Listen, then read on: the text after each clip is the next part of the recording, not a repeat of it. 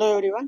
तो welcome to second class of RRB NTPC PY, क्योंकि हम जीके जीएस कर रहे थे। कल हमने 20 क्वेश्चन हमने किए थे। अब आगे का आज से हम कंटिन्यू करेंगे, ठीक है। तो स्टार्ट करते हैं बिना किसी देरी के, ठीक है। चलिए देखते हैं फर्स्ट नंबर क्वेश्चन, यानी 21 है ये, और ये 2021 का ही पीवाईक्यू का है। 4 जनवरी का पेपर है, पहले शिफ्ट का। तो उसी का क्वेश्चन हम देख रहे थे। इसमें 40 क्वेश्चन आते हैं। तो 20 हम कल कर चुके थे, आगे का हम अभी करेंगे, ठीक है। चलिए, पूछ रहा है in which form is data store in a computer. Computer में डेटा किस रूप में संग्रहित होता है। तो ये तो आई थिंक सबसे आसान क्वेश्चन होगा, सबको पता है क्या होता है। बाइनरी फॉर्म में होता है। किस फॉर्म में? बाइनरी फॉर्म में होता है। बाइनरी फॉर्म क्या होता है? तो जैसे हम ह्यूमन या और कोई जानवर हो गया, वो उनकी एक लैंग्वेज होती है, जैसे हम बोलते हैं तो हम भाषा एक दूसरे की समझ लेते हैं, वैसे कंप्यूटर की एक भाषा होती है जिसको वो समझता है, लैंग्वेज होती है, उसे बोलते हैं बाइनरी नंबर। कंप्यूटर केवल 0 और 1 समझता है, नंबर को केवल इन्हीं दो को समझता है बस, ठीक है। इनको बोलते हैं 2 डिजिट जाता है, 0 और 1, ठीक। 0 का मतलब क्या होता है? तो इसका मतलब होता है ऑफ, और 1 का मतलब ऑन होता है, ठीक है। तो कंप्यूटर यही करता है। बाइनरी फॉर्म क्या है? तो binary form is the fundamental मतलब होता है मूलभूत, ठीक है। फंडामेंटल मतलब मूलभूत होता है। फंडामेंटल लैंग्वेज ऑफ कंप्यूटर्स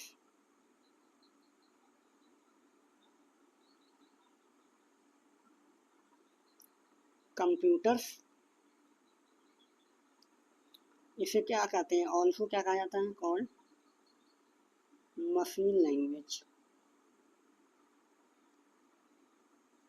ठीक है। चलिए आ जाते हैं। In which year were the women transformation of India award started by Niti Aayog. NITI Aayog ने किस साल स्टार्ट किया था वुमेन ट्रांसफॉर्म, ठीक है। तो 2016, 2015, 2014, 2017। तो 2016 में शुरू किया था, ठीक है, नीति आयोग ने, ठीक। कब लॉन्च किया गया था इसे?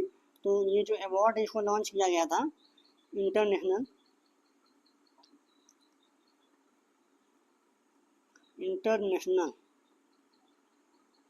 नेशनल वुमेन्स डे के दिन स्टार्ट किया गया था। अब बताइए इंटरनेशनल वुमेन डे होता कब है? तो ये होता है 8 मार्च को इंटरनेशनल वुमेन डे होता है, और ये 8 मार्च 2016 को लॉन्च किया गया था ये अवार्ड, ठीक है, याद रखेंगे। और किसके साथ कोलैबोरेशन हुआ था इसमें? तो ये my government and United nation in India, collaboration हुआ था इनके साथ with my government and the United nation in India, ठीक है। आगे और क्या है इसके बारे में फैक्ट जो जानने लायक है? तो 2018 में ये अवार्ड को ऑर्गेनाइज किया गया था। ये किसके अंदर? NITI Aayog women entrepreneurship platform चलाया गया। नीति आयोग वुमेन इंटरप्रेन्योरशिप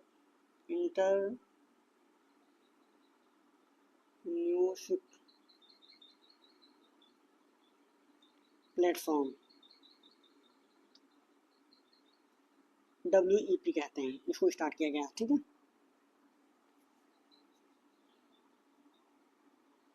आगे चलते हैं, अगला question. How many non permanent member, कितने नॉन परमानेंट मेंबर होते हैं यूएन सिक्योरिटी काउंसिल में? तो ये होते हैं 15 होते हैं नॉन परमानेंट मेंबर। और क्या इसके बारे में जानने वाली फैक्ट है? 5 परमानेंट मेंबर होते हैं।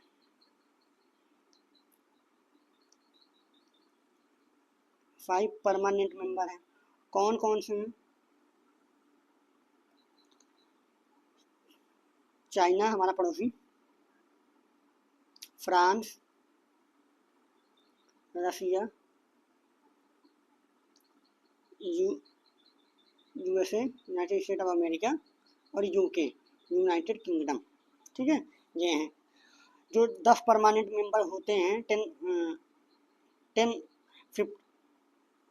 15 मेंबर इसमें टोटल होते हैं। ठीक है, how many non permanent member पूछा ना तो 10 होते हैं, 10। अच्छा 10 नॉन परमानेंट पूछा है ना तो 10 होते हैं।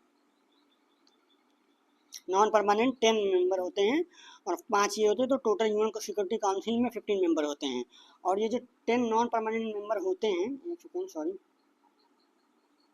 होते हैं, ये 2 साल के लिए होते हैं, 2 ईयर टर्म्स के लिए होते हैं।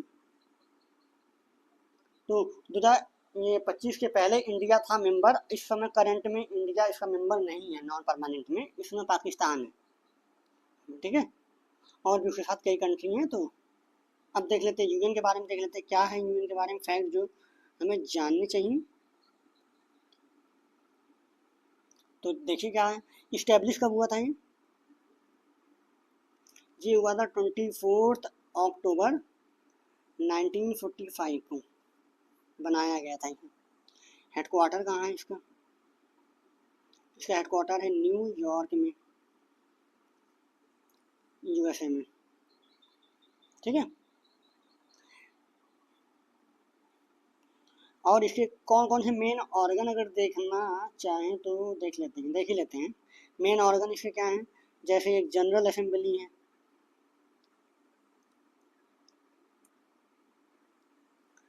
सिक्योरिटी काउंसिल है,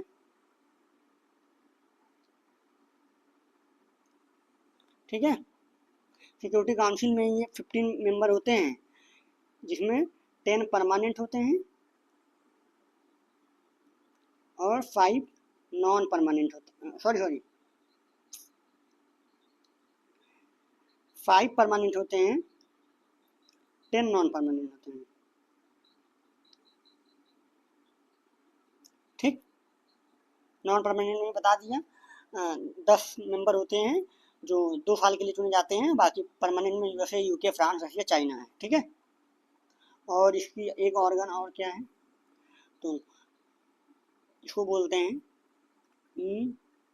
इको सॉक। क्या होता है फुल फॉर्म इसका? तो economic and social, economic and social council. ठीक है, इंटरनेशनल कोर्ट ऑफ जस्टिस भी है, सेक्रेटरीट है, ट्रस्टीज काउंसिल है, इतना जानते रहिए। ठीक है, स्पेशल जो एजेंसी की हैं, WHO हो गई, यूनेस्को हो गई, ILO हो गया, इंटरनेशनल लेबर ऑर्गेनाइजेशन ना, WHO, UNESCO, ILO, International Labour Organization, Food and Agriculture Organization, IMF हमने बताया था कब इस्टेब्लिश हुआ था, कहाँ है, वर्ल्ड बैंक, यूनिसेफ, ठीक है, और WTO, ये सब इसके ऑर्गेनाइजेशन है।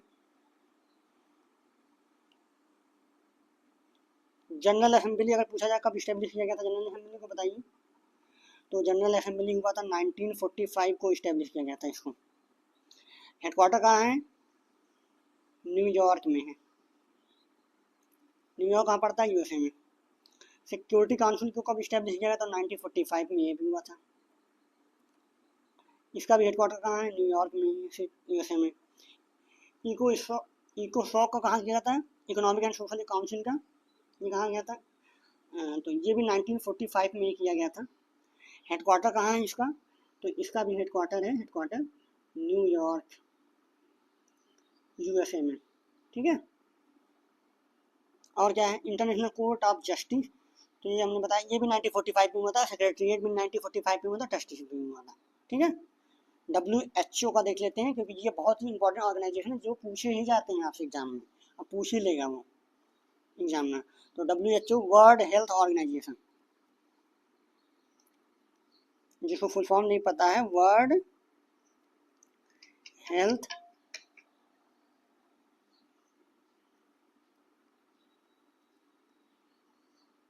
हेल्थ ऑर्गेनाइजेशन, ये उसमें होल्ड करेंगे। तो कंटिन्यू करते हैं। तो WHO वर्ल्ड हेल्थ ऑर्गेनाइजेशन, तो ये इस्टेब्लिश हुआ था 1948 में। हेडक्वार्टर अगर पूछा जाए कहाँ है हेडक्वार्टर WHO का, तो ये है जेनेवा, स्विट्जरलैंड में। ठीक है, और स्विट्जरलैंड अब इंडिया किसे कहा जाता है बताएंगे। यूनेस्को का हेडक्वार्टर कहाँ है, तो इसे इस्टेब्लिश किया गया था 1945 में। हेडक्वार्टर कहाँ है इसका, तो ये है पेरिस, फ्रांस में है। ठीक है। ILO, इंटरनेशनल लेबर ऑर्गेनाइजेशन,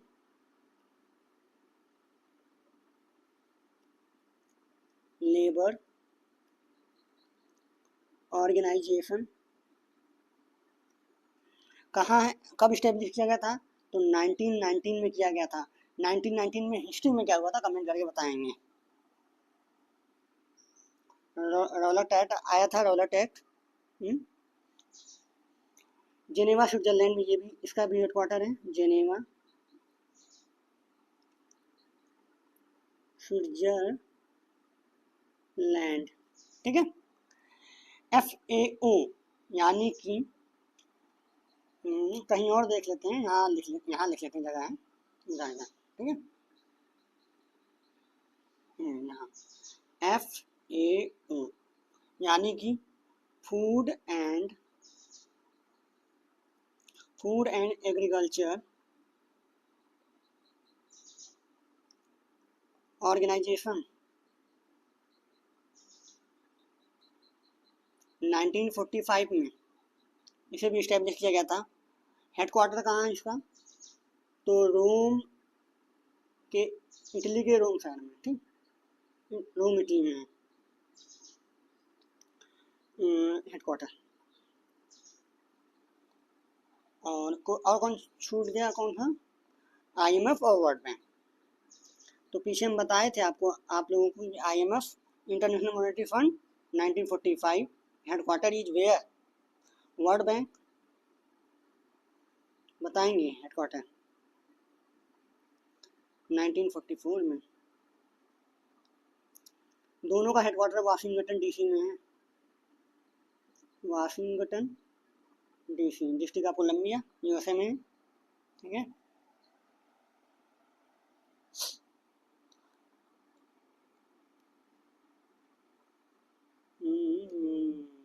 ठीक है, दो और ऑर्गेनाइजेशन बचे हैं, उनको भी देख लेते हैं, क्यों छोड़ें, पूरा खत्म कर देते हैं इसको।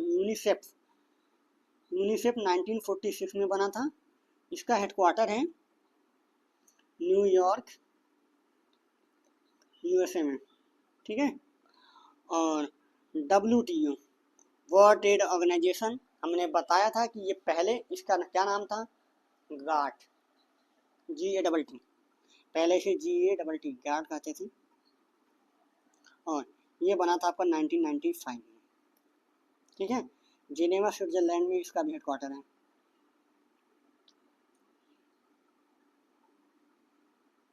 ठीक, आगे चलें, अगला क्वेश्चन देखते हैं 24 नंबर पे। The ability of metal to be drawn into thin wire is called, बताइए क्या बोलते हैं। तो डक्टिलिटी होती है, तन्यता, तार बना के खींचेंगे तो तन्यता ना, डक्टिलिटी आसान है। मेलिबिलिटी क्या होती है, व्हाट इज मेलिबिलिटी, तो एबिलिटी पतली पतली शीट बनाना, to be hammered into thin sheet बनाना, पतली पतली शीट बनाना, चादर बनाना। और 1 ग्राम सोने में लगभग 2 वो तो वायर बनता है, 2 किलोमीटर लगभग लंबा तार बनाया जाता है। डक्टिलिटी इतनी होती है सोने की आपकी। और लश्चर, पता ही है मेटल की प्रॉपर्टी होती है, चमकना, कंडक्टिविटी होती है। ठीक है, आगे चलते हैं अगले क्वेश्चन में, ऐसा कोई इसमें है नहीं।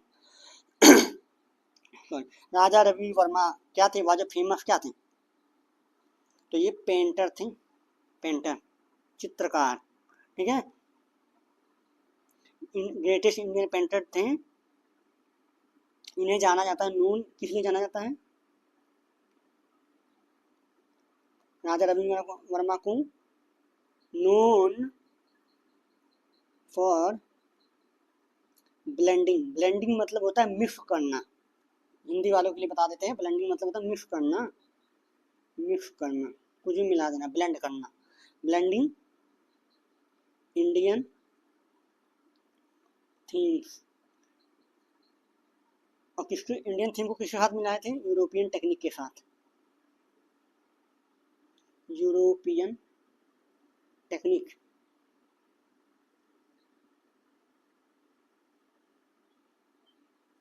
टेक्निक्स ऑफ आर्ट, इसके साथ इन्होंने इसे ब्लेंड किया था, मिलाया था। और इनकी जो पेंटिंग है वो हिंदू माइथोलॉजी को भी, हिंदू माइथोलॉजी को रिप्रेजेंट करती हैं, माइथोलॉजी, ठीक है, हिंदू माइथोलॉजी क्या क्या, तो रामायण, और क्या, तो महाभारत। अब ये तो किसी को बताने की जरूरत नहीं कि रामायण किसने लिखा, और महाभारत वेद व्यास जी ने, शेष वेद व्यास, और रामायण महर्षि वाल्मीकि ने, ठीक है।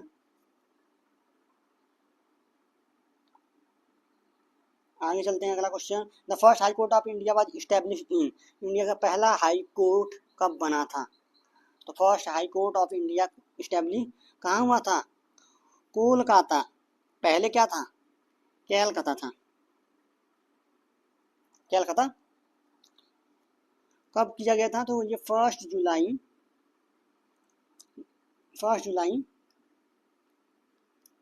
1862, जिसके अंडर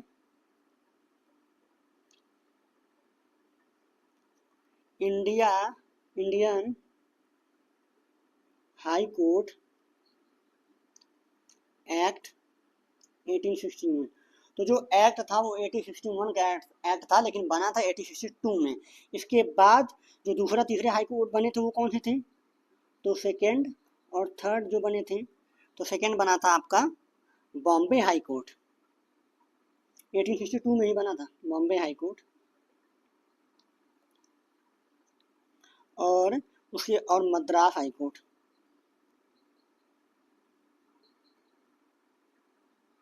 ये दोनों 1862 में बने थे, ठीक है।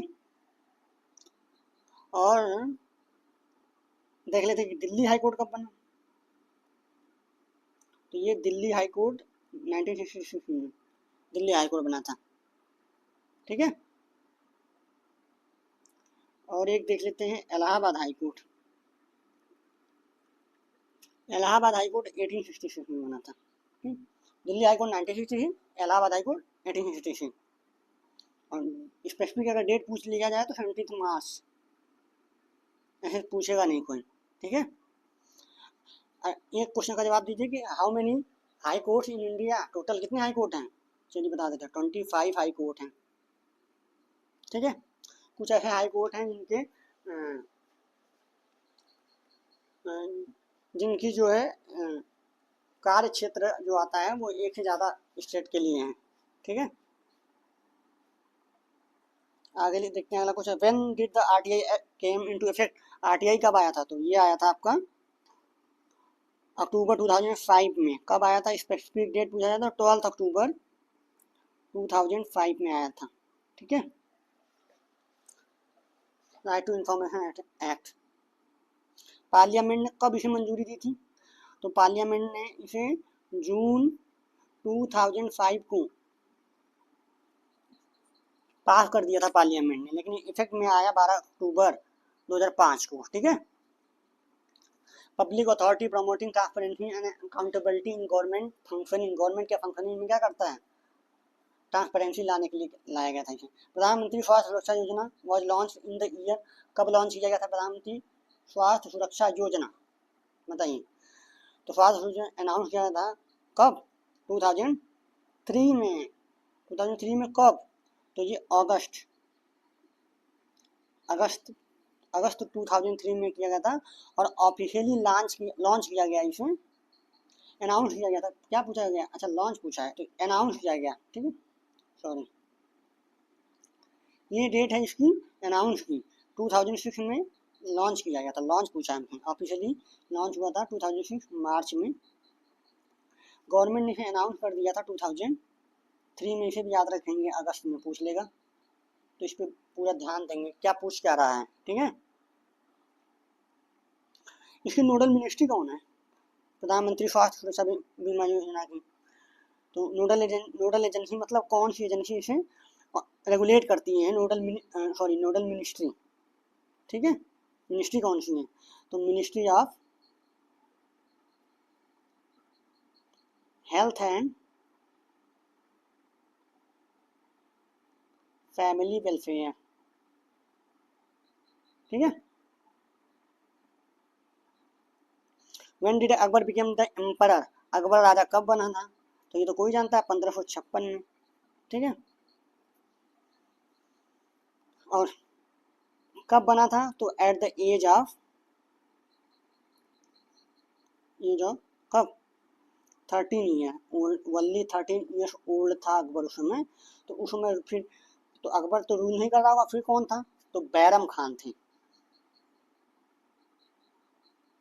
अकबर गद्दी पे बैठा था लेकिन वो काम नहीं कर रहा था, तो बैरम खान देख रेख करते थे, ठीक है। और, और कब ये बना था? तो अपने फादर, इसकी फादर की डेथ की हुमायूं के बाद। और अगर पूछा जाए कि अकबर का जो कोरोनेशन हुआ था, मतलब कोरोनेशन मतलब राजा बनाया गया था, जब ताज पहनाया गया होगा, तो वो कहाँ हुआ था? तो ये हुआ था कलनौर, ठीक है, कलनौर फोर्ट में हुआ था, जो प्रेजेंट डे पंजाब में है, पंजाब में, ठीक है। और अब तो हम फिर मुगल एम्पायर के बारे में देख लेते हैं, ठीक, क्योंकि मुगल एम्पायर को फिर खत्म कर देते हैं, मुगल एम्पायर के बारे में देखेंगे, ठीक। तो हम देख लेते हैं मुगल एम्पायर, जो इम्पोर्टेंट चीज़ें हैं बस वही देखेंगे मुगल एम्पायर के बारे में। तो मुगल एम्पायर कब स्टार्ट हुआ है? माना जाता है कि 1526 में स्टार्ट होता है मुगल एम्पायर। और कौन करता है? तो बाबर करता है, बाबर। और बाबर ने, हाँ, बाबर मुगल एम्पायर को इस्टेब्लिश करने में, मुगल एम्पायर मुस्लिम एम्पायर था जो अधिकतर इंडियन सब कॉन्टिनेंट में लगभग 300 साल तक, 300 ईयर तक ये रूल किए थे, ठीक है, इंडियन सब कॉन्टिनेंट में। और किसने फाउंड किया था मुगल एम्पायर को? तो बाबर ने किया था। कब? 1526 में। किसे हराया था? तो इब्राहिम लोदी को हराया था, इब्राहिम लोदी। और कहाँ हराया था? तो battle of Panipat, battle of Panipat, battle of Panipat. अच्छा, पानीपत के 3 वॉर हुए थे, तो फर्स्ट ये बैटल था, फर्स्ट बैटल ऑफ पानीपत 1526 में हुआ था, ठीक है। तो बाबर ने टोटल 4 युद्ध लड़े थे मुगल एम्पायर के दौरान। बैटल ऑफ पानीपत, फिर बैटल ऑफ पानी पिया खाना खाया, बैटल ऑफ खानवा,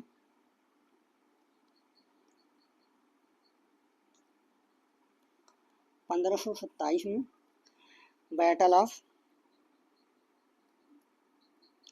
चंदेरी 1528 में, और बैटल ऑफ घग्गर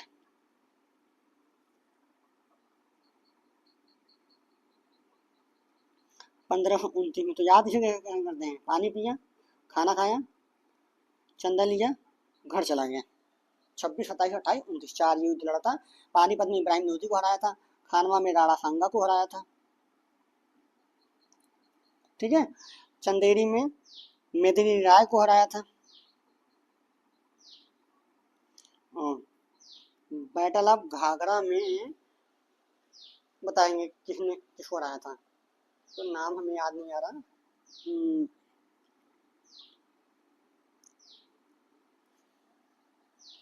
तो चलिए बताएंगे कमेंट करके आप लोग।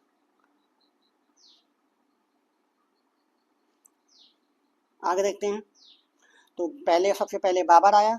अब इनके क्रोनोलॉजी देख लेते हैं, क्रोनोलॉजी में सबसे पहले कौन आया, ठीक है, यही देख लेते हैं। तो सबसे पहले बाबर आया, कब से कब तक था? 1526 से 1530 तक था। ठीक, फिर हुमायूं आया,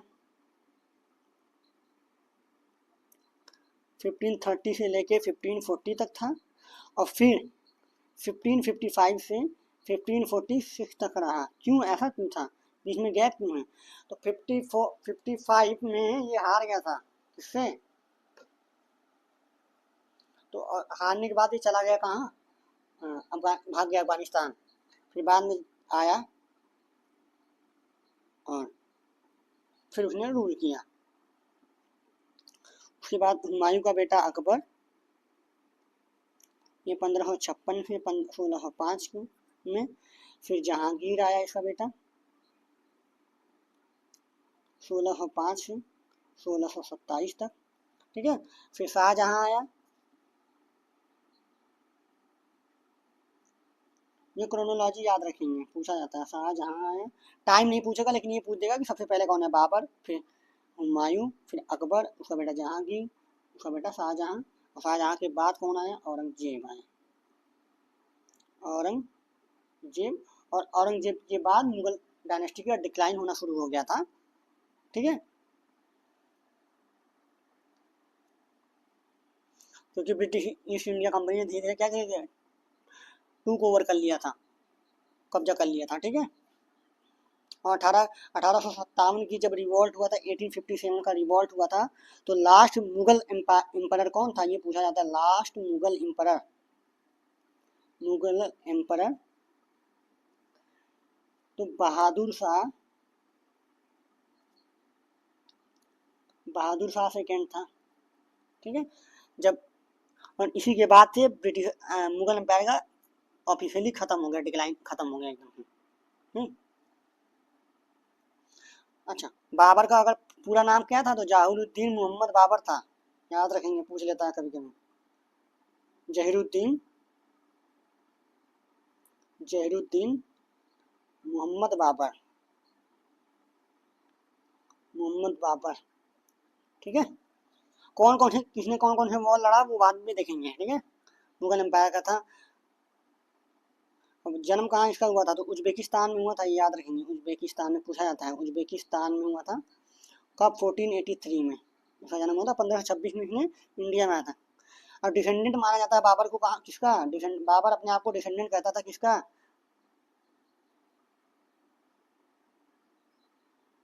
तैमूर का। ठीक है, फादर की तरफ से, और चंगेज खान का मदर की साइड से। बाबर कहता था कि मेरे पिताजी की तरफ से तो मैं तैमूर तैमूर की साइड से हूँ, लेकिन मदर की साइड से वो चंगेज खान है बताता था। मदर साइड से चंगेज खान। ठीक है, और 1530 में ये मर गया। ठीक है, आगे देखते हैं। और ऐसा तो कुछ बचा नहीं कि, ठीक है, तो फिर यहाँ हमने क्वेश्चन आपसे पूछा था क्या, ये हुमायूं का टाइम पीरियड ऐसा कैसा है? तो क्योंकि 1555 में, 1555 में, और शेर शाह सूरी ने इसे हराया था। 2 वॉर लड़ा था, 39, 34। बैटल ऑफ चंदेरिया, जिसे बिलग्रिम कहते हैं। ठीक है, शेर शाह सूरी ने हराया था इसे, तो ये भाग गया था। फिर जब शेर शाह सूरी की डेथ हो गई, तो ये वापस लौट आया। ठीक है, इसीलिए ये टाइम पीरियड में गैप आता है। अगला क्वेश्चन देखते हैं। Who am the following the youngest Nobel laureate, तो मलाला यूसुफजई पाकिस्तान ओरिजिन की हैं। कब दिया गया था, तो 2014 में दिया गया था। इनकी एज कितनी थी? एट द एज इनकी थी 17 ईयर ओल्ड थी मात्र। ठीक है, और इनके साथ और किसे दिया गया था? एक इंडियन को दिया गया था, कैलाश सत्यार्थी जी को दिया गया था। कैलाश सत्यार्थी को दिया गया था। ठीक है, 2014 में ही नोबेल प्राइज के लिए दोनों को कंबाइंड दिया गया था नोबेल प्राइज। अब नोबेल प्राइज के बारे में जान लेते हैं। तो कहाँ देखते हैं? यहाँ ही देखते हैं। चलिए यहाँ देखते हैं। नोबेल, तो फर्स्ट नोबेल प्राइज कब दिया गया था? तो ये दिया गया था 1901 में, पहला नोबेल प्राइज दिया गया था। डेट अगर स्पेसिफिक पूछा जाए तो 10 दिसंबर याद रखेंगे, वैसे पूछेगा नहीं। क्यों दिया जाता है? तो एक साइंटिस्ट थे, क्या नाम था उनका, अल्फ्रेड नोबेल उनका नाम ही था, उन्हीं की डेथ एनिवर्सरी पे दिया जाता है, ठीक है। अल्फ्रेड नोबेल यही फाउंडर थे नोबेल प्राइज के, और इन्होंने डायनामाइट बनाया था, ठीक है। डायनामाइट जिसे पत्थर उत्थर तोड़ते हैं यूज किया जाता था, इसलिए बाद में इन्होंने कहा कि बाद में ये बड़ा, जब उसका डायनामाइट का गलत यूज करना स्टार्ट कर दिया ह्यूमन ने, तो इन्हें बड़ा बुरा लगा अपनी इन्वेंशन से, तो इन्होंने फिर कहा कि अब जो भी पूरे वर्ल्ड में पीस के लिए काम करेगा, ठीक है, दे पूरे वर्ल्ड की भलाई के लिए काम करेगा, उसे नोबेल प्राइज दिया जाएगा, और इन्होंने अपनी सारी संपत्ति को डोनेट कर दिया था, ठीक है। और ये कितने फील्ड में नोबेल प्राइज दिया जाता है, हम बताएंगे, इन हाउ मेनी फील्ड, तो याद रखेंगे। ये दिया जाता है सबसे पहले तो केवल फिजिक्स में दिया जाता था, केमिस्ट्री में दिया जाता था स्टार्टिंग में, मेडिसिन में दिया जाता था, लिटरेचर में दिया जाता था, और पीस में दिया जाता था, शांति के लिए दिया जाता था। लेकिन बाद में स्टार्टिंग में इनके दिया जाता था, लेकिन बाद में 1969 में जोड़ दिया गया, किसे, इकोनॉमिक्स को दिया गया था, इकोनॉमिक्स सब्जेक्ट को जोड़ दिया गया था, इसमें नोबेल प्राइज देना शुरू किया गया, ठीक है। आगे देखते हैं, in which of the following does the river Godavari originate. अभी करंट में किसने नोबेल प्राइज पाया है, तो करंट अफेयर का क्वेश्चन है, आप लोग कर लेंगे, नहीं तो आप बता देंगे हमें, तो हम नेक्स्ट क्लास में उसे भी कवर कर लेंगे, ठीक है, कमेंट में बता देंगे कि यही करना है हमें। अब ये देख लेते हैं कि ये लॉरेंस ब्रैग कौन है। ये ब्रिटिश फिजिस्ट हैं जिन्हें नोबेल प्राइज मिला था फिजिक्स में, सॉरी, नोबेल प्राइज इन्हें मिला था फिजिक्स में, नोबेल प्राइज मिला था इन्हें, कब मिला था, 1915 में मिला था, ठीक है। तब ये 25 साल के मार्क थे। यंगेस्ट नोबेल लॉरेट हैं, यंगेस्ट नोबेल लॉरेट मतलब विजेता होता है, लॉरेट मतलब, और यंगेस्ट नोबेल लॉरेट थे किस फील्ड में, फिजिक्स के फील्ड में यंगेस्ट थे, सबसे यंगेस्ट, 25 साल में दिया गया था इन्हें, 25 ईयर्स के थे तब, मतलब ये सबसे यंगेस्ट हैं। इन्होंने क्या दिया था, एक्सरे क्रिस्टलोग्राफी के बारे में उन्होंने बताया था, एक्सरे क्रिस्टलोग्राफी के बारे में उन्होंने बताया था, ठीक है। और नादिया मुराद कौन है, तो ये ह्यूमन राइट एक्टिविस्ट हैं इराक की, और इन्हें हाल ही में दिया गया है नादिया मुराद जी को, यहाँ लिख लेते हैं, नादिया मुराद, नादिया मुराद ये इराक की ह्यूमन राइट एक्टिविस्ट हैं, ह्यूमन राइट एक्टिविस्ट, इन्हें दिया गया नोबेल प्राइज, और 2018 में दिया गया था इन्हें, पीस प्राइज दिया गया था इन्हें, पीस प्राइज याद रखेंगे।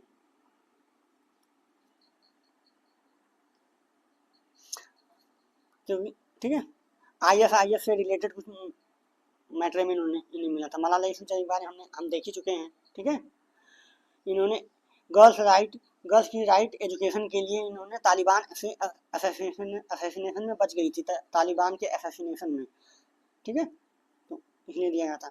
और लास्ट ऑप्शन है चुंग डाओ ली, चुंग डाओ ली, ये नाम से ही पता चल जाता है, चाइनीज अमेरिकन फिजिसिस्ट हैं, याद रखेंगे, चाइनीज अमेरिकन हैं, चाइनीज तो हैं लेकिन चाइनीज अमेरिकन है, अमेरिका की नागरिकता है इनके पास, ठीक है। नॉर्वे, इन्हें कब दिया गया था, तो इन्हें 1957 में दिया गया था, ठीक है, और फिजिक्स के फील्ड में ही दिया गया था इन्हें, याद रखेंगे, ठीक है। इतना ही जानेंगे, ऐसा और कोई जानने के लिए हमारे पास है नहीं। आगे चलते हैं, विच of the following does the river Godavari originate, तो यमुनोत्री का, यमुनोत्री से क्या निकलती है, तो यमुना निकलती है। ब्रह्मगिरी हिल से कौन निकलता है, हिल से आप कुर्ग से कौन निकलता, गंगोत्री से कौन निकलता,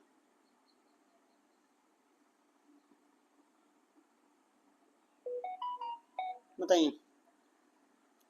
तो पूछ रहा है गोदावरी ओरिजिनेट होती है त्र्यंबक प्लेटो, नासिक डिस्ट्रिक्ट, महाराष्ट्र से निकलती हैं।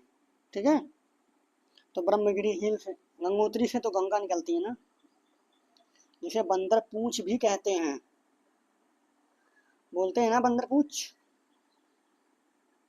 तो गंगा निकलती है। गंगा की अगर डिस्टेंस पूछा जाए तो कितनी है, 2525 किलोमीटर है, और इंडिया की सबसे लंबी नदी है ये, याद रखेंगे।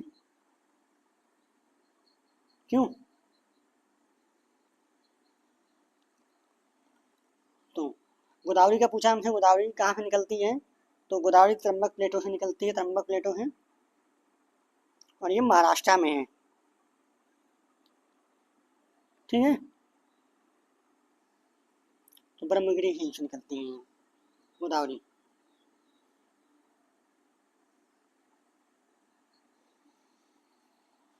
गोदावरी के बारे में और एक फैक्ट जान लेते हैं, इसे दक्षिण की गंगा भी कहते हैं। दक्षिण की गंगा, दक्षिण गंगा, और गंगा ऑफ साउथ भी कहते हैं। पेन थोड़ा बड़ा कर लें। ठीक है, गंगा साउथ भी कहा जाता है इसे। ठीक है, ये सेकेंड लार्जेस्ट रिवर है इंडिया की, second largest river of India. और यही नहीं, और क्या, ये सबसे लार्जेस्ट रिवर है, फर्स्ट लार्जेस्ट है साउथ की। ठीक है, साउथ की। और ये कहाँ जाके गिरती है, तो ये बे ऑफ बंगाल में जाके गिरती है। ठीक है, रिवर गंगा, तो गंगा लॉन्गेस्ट है, मोस्ट सैक्रेड रिवर है हमारी। हमने लेंथ बता दिया, 2525 2525 किलोमीटर निकलती है। गंगोत्री ग्लेशियर से निकलती है उत्तराखंड में। ठीक है, और उत्तराखंड में इसे भागीरथी कहते हैं। ठीक है, फिर भागीरथी जो आपकी मिलती है अलकनंदा से, 5 प्रयाग बनाती है। ठीक है, अलकनंदा से, तो जो गंगा है आपकी, after merging with Alaknanda, Ganga Alaknanda से मिलकर क्या बनाती है, तो देव प्रयाग। गंगा प्लस अलकनंदा, इसे कहते हैं देव प्रयाग।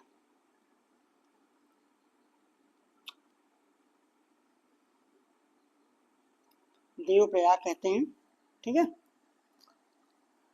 और जो मेजर शहर हैं गंगा नदी के किनारे कौन कौन से हैं बताएंगे, तो ये है हमारा हरिद्वार, वाराणसी, बनारस जिसे कहते थे, इलाहाबाद जिसका नाम बदल के प्रयागराज हो गया है, पटना, और कोलकाता। ये मेजर रिवर हैं, मेजर सिटी हैं जो इसके किनारे हैं। ठीक है, बे ऑफ बंगाल में फ्लो होती है, जाके गिरती है, और सुंदरबन डेल्टा बनाती है गंगा। ठीक है, ब्रह्मपुत्र रिवर, कुछ मेजर रिवर जो हमारी हैं उनके बारे में जान ही लेते हैं। ब्रह्मपुत्र रिवर क्या क्या से निकलती हैं, ब्रह्मपुत्र रिवर, ये कहाँ से निकलती है, ओरिजिनेट होती है, तो ये तिब्बत से निकलती हैं, और इसे यालुंग,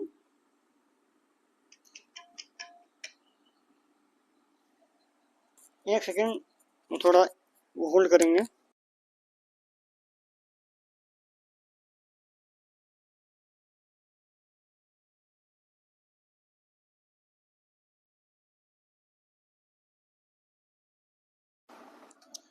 चलिए, डिस्टर्बेंस के लिए एक्सट्रीमली सॉरी, हमारे यहाँ कुछ थोड़ा फंक्शन है, इस वजह से थोड़ा डिस्टर्बेंस। चलिए देखते हैं।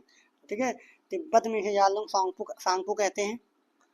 अरुणाचल प्रदेश में इसे क्या कहते हैं, ब्रह्मपुत्र को। अरुणाचल प्रदेश में कहते हैं इसे सियांग या दिहांग कहते हैं। ठीक है, दिहांग कहते हैं।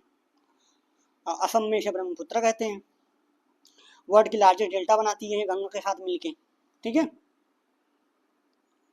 गोदावरी के बारे में हमने बता ही दिया, सेकेंड लार्जेस्ट रिवर है गंगा के बाद, त्र्यंबक नासिक डिस्ट्रिक्ट महाराष्ट्र से निकलती है। तेलंगाना आंध्र प्रदेश बे ऑफ बंगाल में फ्लो होती है। दक्षिण की गंगा, गंगा साउथ कहते हैं। अच्छा, गोदावरी की ट्रिब्यूटरी देख लेते हैं, ट्रिब्यूटरी इसकी। इसकी ट्रिब्यूटरी कौन सी है?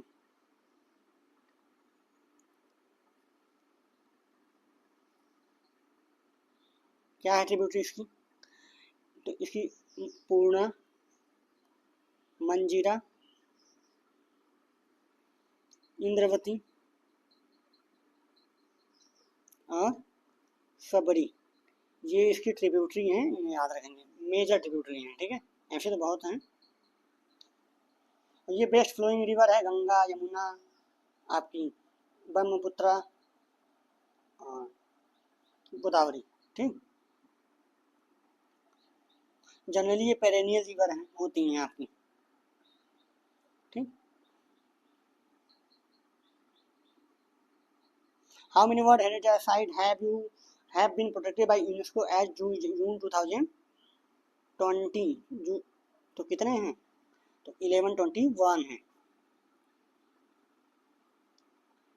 1121 है हेरिटेज साइट वर्ल्ड वाइड। इसमें कुछ कल्चरल साइट है, नेचुरल साइट है, मिक्स्ड साइट है। ठीक है, दो तीनों हैं, कुछ कल्चरल हैं, कुछ मिक्स्ड हैं, कुछ नेचुरल हैं। जो यूनेस्को का, कहाँ गया यूनेस्को, यूनेस्को का World heritage Site Programme establish किया गया था। कब हुआ था इस्टेब्लिश? तो ये हुआ था 1972 में हुआ था। किसके साथ? Adoption of the world heritage convention के साथ। World heritage convention. ठीक है, मैप, मैप को भी देख लेंगे। ये क्या है? मैप, इसको बोलते हैं Man and the biosphere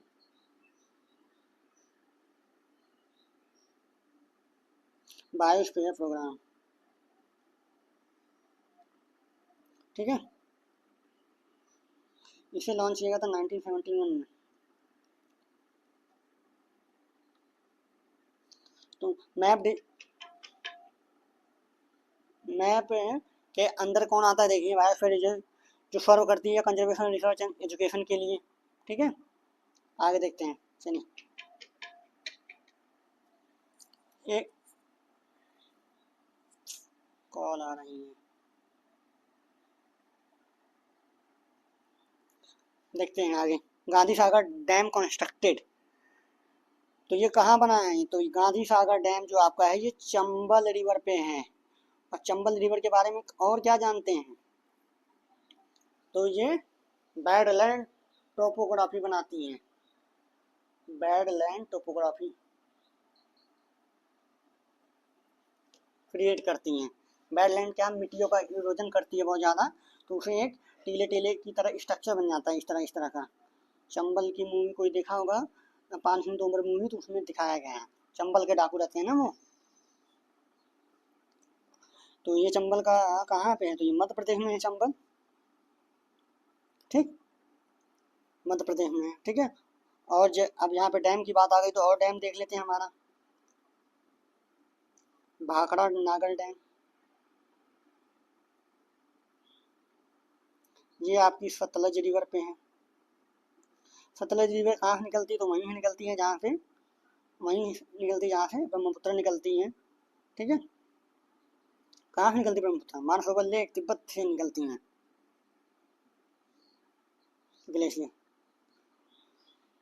Bhakra Nagal Sutlej river के ऊपर है। ये 2 स्टेट में है।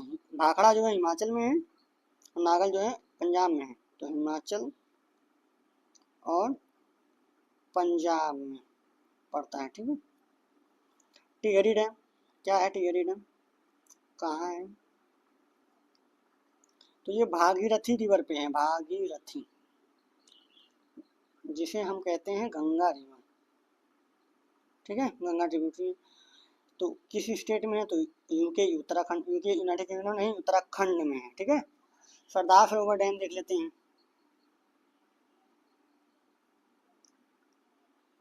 ये किस नदी पे है? तो ये नर्मदा पे है। कहाँ है ये? तो ये गुजरात, एमपी के और महाराष्ट्र, तीनों से बेनिफिट उठाते हैं। मेनली कहाँ पूछा जाएगा, अगर ऑप्शन में होगा तो गुजरात ही मारेंगे। ठीक है, और ये जो सरदार सरोवर डैम है, ये बहुत ही इंपॉर्टेंट है क्योंकि इसे नर्मदा वैली प्रोजेक्ट के तहत बनाया गया है। ठीक है, और ये बताएंगे कि डैम को टेम्पल ऑफ इंडिया, इंडिया का टेम्पल किसी ने कहा था? तो जवाहरलाल नेहरू ने कहा था डैम को। जो डैम हमारे जो मल्टीपल जो ये प्रोजेक्ट हैं वैली मल्टीपर्पज, उन्हें जवाहरलाल नेहरू ने बोला था। ठीक है, हीराकुंड डैम देख लेते हैं। हीराकुद डैम देख लेते हैं। तो ये महानदी पे है, उड़ीसा में। ठीक है, सागर वाले देख लेते हैं, और नागार्जुन सागर है, नागार्जुन सागर डैम है। ये कृष्णा रिवर पे है। कैसे याद रखेंगे इसे, कंफ्यूज नहीं होंगे? तो इसे याद रखेंगे, नागार्जुन। नागार्जुन में अर्जुन आ रहा है, और अर्जुन की रथ को कौन चला रहा था? श्री कृष्ण। ठीक है कहाँ ये? तो ये तेलंगाना और आंध्र प्रदेश में है। ठीक है,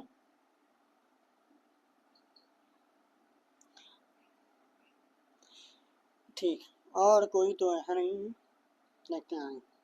34 when was the revolt of 1857 finally supposed by the British?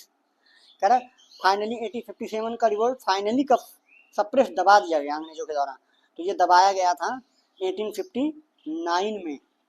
ठीक है, 1859 में से फाइनली दबा दिया गया था। हाँ, तो हमारा ऑप्शन ए हो जाएगा। तो अब देख लेते हैं 1857 की रिवॉल्ट के बारे में देख लेते हैं, कब स्टार्ट हुआ था। तो मई को हुआ था 1857 को, मेरठ से हुआ था स्टार्टिंग। 10 मई, 10 मई याद रखेंगे, पूछ लेगा तो 10 मई। ठीक है, और इसके बारे में क्या जान सकते हैं हम? तो दिल्ली, लखनऊ, कानपुर, झांसी और ग्वालियर जैसे शहरों में भी ये हुआ था स्टार्ट। ठीक है, जो मेन लीडर थी तो रानी लक्ष्मीबाई झांसी से थी, तात्या टोपे नाना साहब थे। ठीक है, यस।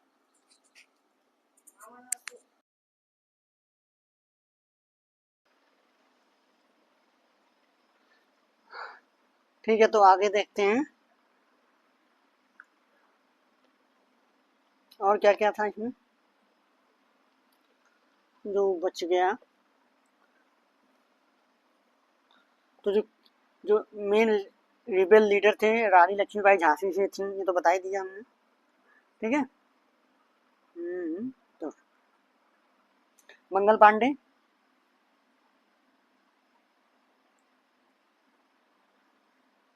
मंगल पांडे थे। ये कहाँ से थे? तो ये वेस्ट बंगाल से, कोलकाता। ठीक, कोलकाता में बैरकपुर जगह थी, वहीं से बैरकपुर,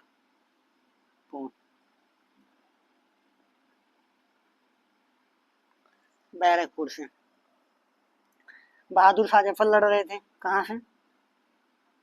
बहादुर शाह जाफर, ये थे दिल्ली वाले रीजन से।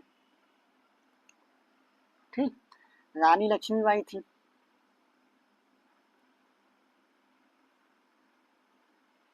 रानी लक्ष्मीबाई झांसी से थी। तात्या टोपे से, तात्या टोपे सेंट्रल इंडिया कह लीजिए, और सेंट्रल इंडिया का रीजन कौन सा है? एमपी। ठीक है, और कोई बच गया? तो आपके नाना साहब,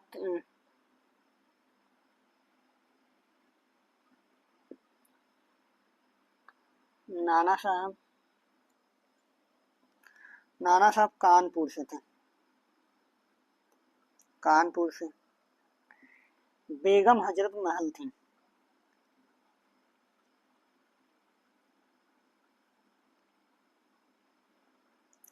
बेगम हजरत महल थी, जो वाइफ थी जो नवाब थे अवध के, उनकी वाइफ थी, ठीक है, और लखनऊ से थी, क्योंकि इनके जो बेटे थे वो एबल नहीं थे रूल करने के लिए, मतलब छोटे थे, तो इसलिए ये बेगम हजरत महल लखनऊ से लीड कर रही थी, ठीक है। आगे चलते हैं। On which river is Sardar Sarovar dam constructed. तो सरदार सरोवर डैम अभी हमने पीछे पूछा, ठीक है, डैम इंपॉर्टेंट है, डैम का क्वेश्चन एक ही शिफ्ट में कितने क्वेश्चन आए हैं। तो ये सरदार सरोवर डैम नर्मदा रिवर पे है, ठीक है। और लोकेटेड कहाँ है सरदार सरोवर डैम, तो ये नौगाम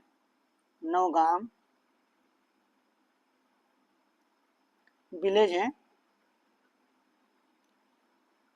एमपी में, एमपी के धार डिस्ट्रिक्ट में, धार डिस्ट्रिक्ट ऑफ एमपी में एक गांव है नौगाम विलेज, वहीं पे है, ठीक है, जो क्लोज बॉर्डर है इसका गुजरात और आपके एमपी से। और हमें पीछे बताया कि ये नर्मदा वैली प्रोजेक्ट का क्या है, नर्मदा वैली प्रोजेक्ट के अंदर इसको बनाया गया था, और ये एक तरह का ग्रेविटी डैम है। ग्रेविटी डैम क्या है नहीं पता तो रट्टा मारी है, ठीक है। अगला क्वेश्चन, यूआरएल स्टैंड फॉर, तो यूनिफॉर्म रिसोर्स लोकेटर होता है, यूनिफॉर्म ऑप्शन ये हो जाएगा, uniform resource locator, remote locator ये नहीं होगा, यूनिवर्सल ये नहीं होगा, ठीक है। तो ये क्या होता है, यूआरएल क्या होता है, तो ये हमें बताता है ब्राउजर के बारे में, ब्राउजर वेयर टू फाइंड, ठीक है, आपके ब्राउजर को बताता है कि ये उसे कहाँ पे फाइंड किया जाए। अ वेबसाइट, कोई वेबसाइट फाइंड करना है उसे, वेबसाइट, और a file, and how to access, उसे कैसे एक्सेस किया जाए, ओपन किया जाए, खोला जाए, ठीक है। तो यूआरएल में देख लेते हैं, कंप्यूटर के पार्ट हैं वैसे तो कई पार्ट होते हैं, इसके प्रोटोकॉल होता है, डोमेन नेम होता है, पाथ होता है, ठीक है। यूआरएल के पार्ट होते हैं 3, प्रोटोकॉल, डोमेन नेम और होता है पाथ, ठीक।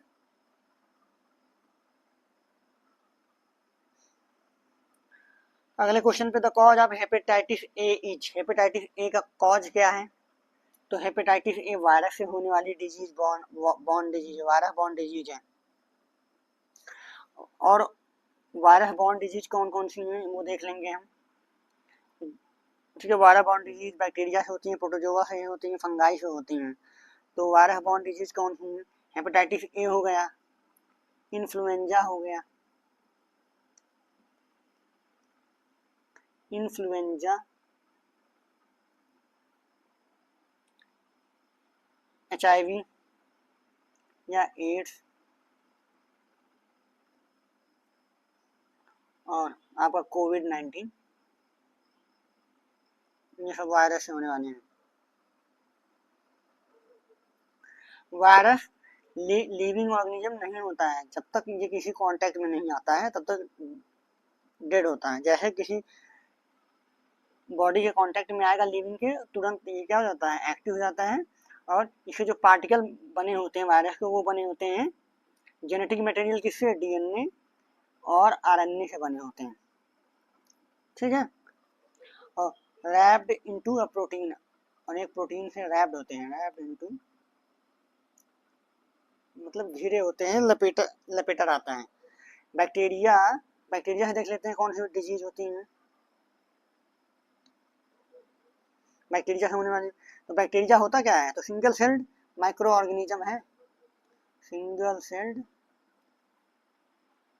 माइक्रो ऑर्गेनिज्म, ठीक है, जो लिव कर सकता है इंडिपेंडेंटली। क्या हो जाएगा इसकी डिजीज, तो टीबी, ट्यूबरकुलोसिस, कॉलरा, टाइफाइड, और लेप्रोसी, ये मेजर डिजीज हैं, इनको याद कर लेंगे। प्रोटोजोआ, प्रोटोजोआ से होने वाले डिजीज देख लेंगे। मलेरिया, मलेरिया प्रोटोजोआ होता है, और ये होता किसके द्वारा? तो प्लाज्मोडियम के द्वारा।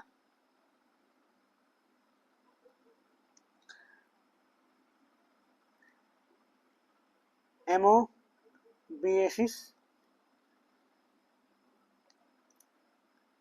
ट्रिपनोसोमा,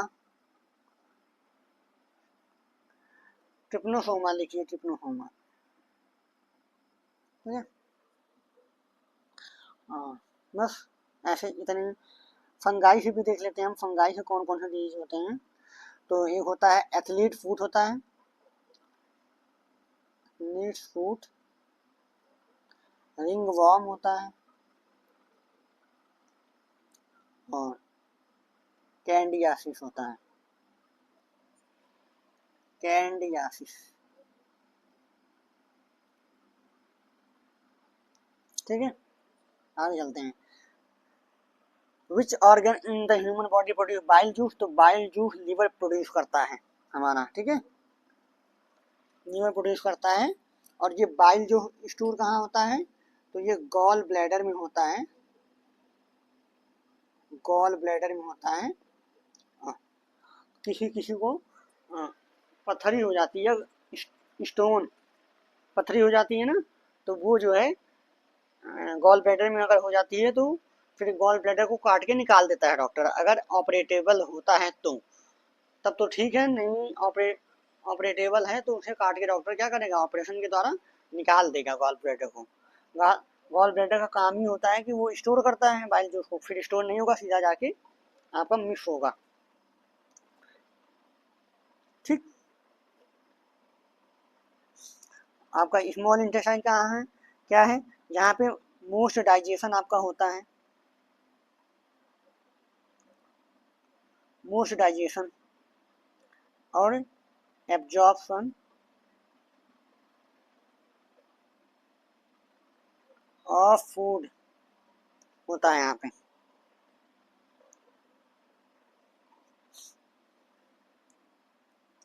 तो पैंक्रियास क्या आता है? ये प्रोड्यूस करता है डाइजेस्टिव एंजाइम को प्रोड्यूस करता है,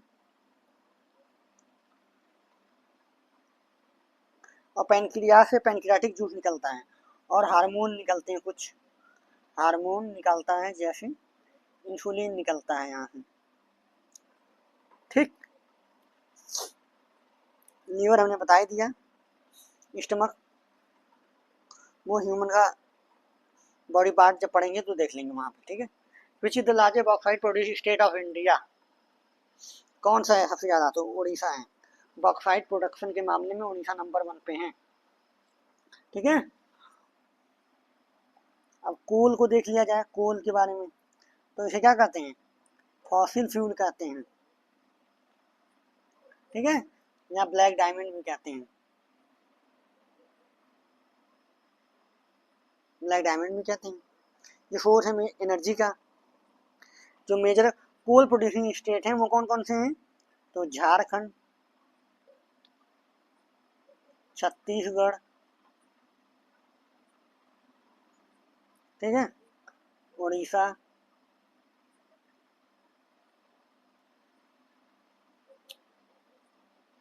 एक सेकेंड, सॉरी सॉरी, उड़ीसा, ठीक है, वेस्ट बंगाल, एमपी, ये सब है। तो बॉक्साइट का उड़ीसा है, उड़ीसा के बाद कौन आता है? गुजरात आता है, महाराष्ट्र आता है, मध्य प्रदेश आता है। माइका में कौन सा? माइका में, तो माइका में मेजर प्रोड्यूसिंग स्टेट है झारखंड। उसके बाद कौन आता है? बिहार, फिर राजस्थान। कॉपर, कॉपर,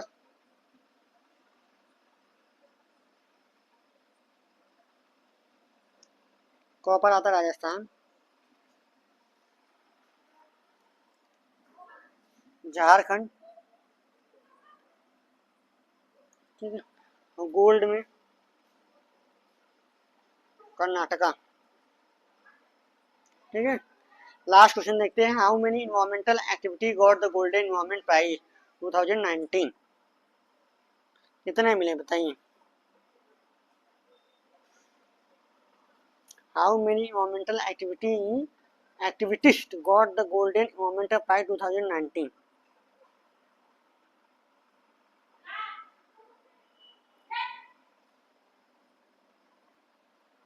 तो ठीक है, तो ये देखते हैं 6। ठीक है, इसको याद कर लेंगे, वैसे ये तो करंट का क्वेश्चन है। तो यहाँ पे आपको खत्म होता है, अब अगली क्लास हम करेंगे।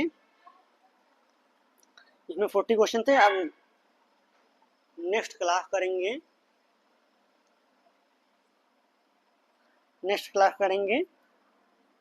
तो उसमें देखेंगे 40 क्वेश्चन आगे के, और जो कुछ बचा है उसको एक्सप्लेन करेंगे।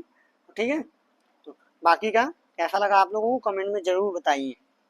जो गड़बड़ी है, ऐसा कोई है दिक्कत, तो उसको सॉल्व किया जाएगा। चलिए, ठीक है, थैंक यू।